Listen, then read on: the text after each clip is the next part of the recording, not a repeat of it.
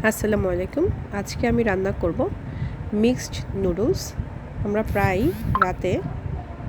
না ঠিক মাসে হয়তো 2-3 বার রাতে ভাতের পরিবর্তে এই মিক্সড নুডলসটা করে খাই। সবসময় আসলে ভাত খেতে ভালো লাগে না, তাই নুডলস করি।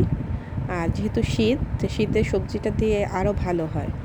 এখানে আমি নিয়েছি বাঁধাকপি আর ফুলকপি। আমি আগে থেকে কেটে ধুয়ে রেখেছি। 2টো ডিম নিয়েছি। ডিম বেশি দেওয়ার প্রয়োজন নেই, কারণ চিকেনও আছে, আবার চিংড়িও আছে। আমি চিকেনটা আগে থেকেই ম্যারিনেট করে রেখেছিলাম 1 ঘন্টার জন্য সয়া সস, গোলমরিচের গুঁড়ো, লবণ আর অল্প একটু হলুদ আর মরিচের গুঁড়ো দিয়ে। এরপর নিয়েছি চিংড়ির মাথা অনেকে দেয় না, আমি দিয়েছি, কারণ হচ্ছে এই মাথাগুলো আসলে কোনো কাজে লাগে না পরে, তাই ভাবলাম যে দিয়ে ফেলি। আর নিয়েছি 1 প্যাকেট প্রাণের স্টিক নুডলস। এটা এভাবে মিক্সড করে রান্না করলে আমাদের ভীষণ ভালো লাগে, তাই আমরা এই স্টিক নুডলসটাই ট্রাই করি সবসময়। চলুন রান্না শুরু করা যাক। আমি প্রথমেই আমি একটু বড় কড়াই নেই, কারণ হচ্ছে বড় কড়াতে নুডলসটা নাড়তে সুবিধা হয়। তো আমি এখানে সয়াবিন তেল দিয়ে দিলাম। সয়াবিন তেল দিয়েই আমি প্রথমে চিকেনটা দিয়ে দিলাম। আমি এখানে কোনো পানি দিব না, কারণ আসলে চিকেনের যে পানিটা সেই পানিতেই হয়ে যাবে। আর এখানে আমি কুচি করে রাখা 5 কোয়া রসুন দিয়ে দিলাম। অনেকের কাছেই হয়তো ব্যাপারটা খুব অদ্ভুত লাগবে যে নুডলসের মধ্যে রসুন কুচি করে দেওয়া ব্যাপারটা কেমন। আপনারা ট্রাই করে দেখবেন, অনেক ভালো একটা ফ্লেভার আসে।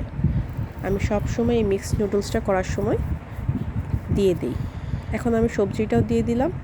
এখানেও আমি কোনো পানি দিব না, কারণ সবজি, চিকেন এগুলো সবগুলোর যেই পানিটা বের হবে সেই পানিতেই আসলে এটা রান্না হয়ে যাবে। আমি একটু নাড়াচাড়া দিয়ে হালকা আঁচে আমি এটাকে ঢেকে দিব, তাহলে আর কোনো সমস্যা হবে না। এখন আমি এটাকে হালকা একটু লবণ দিয়ে দিচ্ছি। চিকেনে তো লবণ ছিলই, কিন্তু সবজিতে তো লবণ ছিল না, তাই লবণ দেওয়া লাগলো। লবণ দিয়ে দিলাম। লবণ দিয়ে আমি এখন একটু ঢেকে রাখবো এটাকে।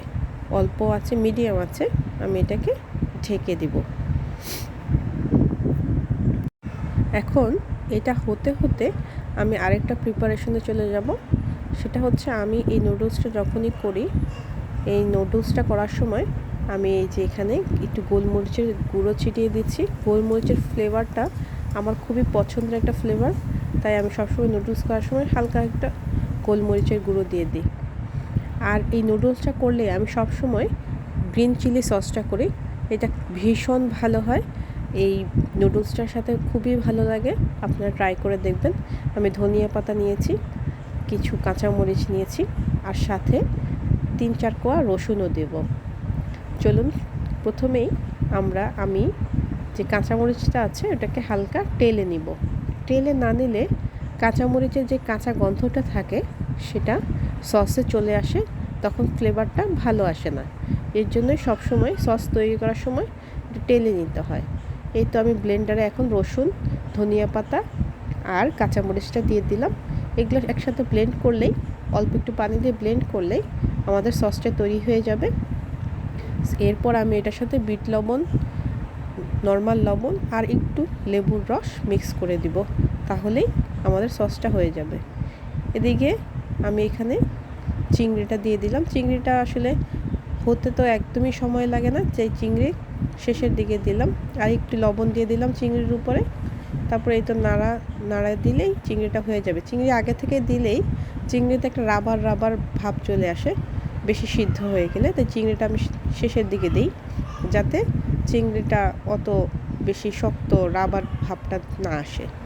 এরপর আমি যেই 2টো ডিম রেখেছিলাম, সেই 2টা ডিম লবণ দিয়ে ফেটে রেখেছি, সেটাকে আমি একটা সাইড করে দিয়ে দিলাম। আমি ডিমটা হালকা হতে দিব, আমি আসলে সাথে সাথে নাড়িয়ে দিব না। নাড়িয়ে দিলে বেশি গুঁড়ো গুঁড়ো হয়ে যায় ডিম, যেটা আমার কাছে ভালো লাগে না। আমি একটু ডিমটা হতে দেওয়ার পরে আমি এটাকে নাড়ান দিই, তাহলে আর কি বেশি ছোট ছোট টুকরো হয় না, একটু বড় বড় থাকে, তাহলে ফ্লেভারটা আমার মনে হয় যে ডিমটা সুন্দর একটা স্বাদ আসে। আমি এখন নেড়ে চেড়ে দিচ্ছি। তারপর এখন সবগুলোকে একত্রে নেড়ে চেড়ে দিব। এই তো আমার নুডলসের যে নুডলস করার জন্য যে মিক্সারটা দরকার আমার সেটা তৈরি হয়ে গেছে। এখন আমি কাঁচামরিচ 3-4টা কাঁচামরিচ আমি কুচি করে রেখেছিলাম, সেগুলো দিয়ে দিলাম। বেশি দেব না, কারণ আমি যেহেতু চিলি সস করছি, তো এখানে অনেক বেশি কাঁচামরিচের প্রয়োজন নেই, তাই দিচ্ছি না। এটাও নেড়ে চেড়ে দিব। এই তো আমার শেষ হয়ে গেল। এখন শুধু আমি নুডলসটা সেদ্ধ করার পরে এখানে দিয়ে দিব। এই তো আমার কাজ শেষ হয়ে যাবে। নুডলসটা সেদ্ধ হচ্ছে। খুব বেশি সেদ্ধ করব না, বেশি সেদ্ধ করলে আসলে নুডলস খুব বেশি নরম হয়ে যায়, তখন খেতে ভাল লাগে না, ঝরঝরে থাকে না। আমি নুডলসটা এটার ভিতরে ঢেলে দিলাম। দেওয়ার পরে আমি এখন এটাকে নেড়ে চেড়ে একত্র করে দিব, আর সাথে হালকা কিছু মশলা বাকি আছে সেগুলো এখানে অ্যাড করে দিব। আমি এখানে সয়া সস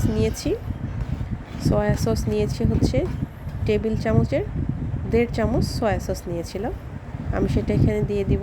আগে হচ্ছে ম্যাগি ম্যাজিক মশলা আমি 2 প্যাকেট দিয়েছি এখানে, যেহেতু নুডলস বেশি 2 প্যাকেট, আর এটা আমরা একটু স্পাইসি করে খেতে পছন্দ করি, তাই আমি ম্যাগি ম্যাজিক মশলাটা খুব সুন্দর ঘ্রাণ আসে ওইটাই দেই। তারপরে এই যে 1.5 চামচ সয়া সস সেটা দিয়ে দিচ্ছি এখানে, দিয়ে তারপর আমি এখানে অল্প কিছু গোলমরিচের গুঁড়াও রেখেছি। প্রত্যেকটা স্টেপের পরে আমি হালকা করে গোলমরিচের গুঁড়া দিচ্ছি, তাহলে আর কি সারা ঘ্রাণটা খুব ভালো আসে, সবগুলো জিনিসের ভিতরে এই গোলমরিচের ঘ্রাণটা ঢুকে, তাই আমি স্টেপে দিচ্ছি এটা। গোলমরিচের গুঁড়াটা দেওয়া হলে শেষ আমার রান্না, আর কিছু মিক্স করতে হবে না। এখানে নুডলসটা হয়ে গেছে, এখন শুধু হালকা নাড়াচাড়া করে আমি নামিয়ে নিব। এই তো নুডলস রান্না শেষ। গ্রিন চিলি সসটাও তৈরি হয়ে গেছে। এখানে আমি বিট লবণ আর একটু লেবুর রস মিক্স করে দিয়েছি। এটাকে খুব বেশি মিহি করি না, এভাবে খেতেই মজা। সবাইকে ধন্যবাদ, ভালো থাকবেন।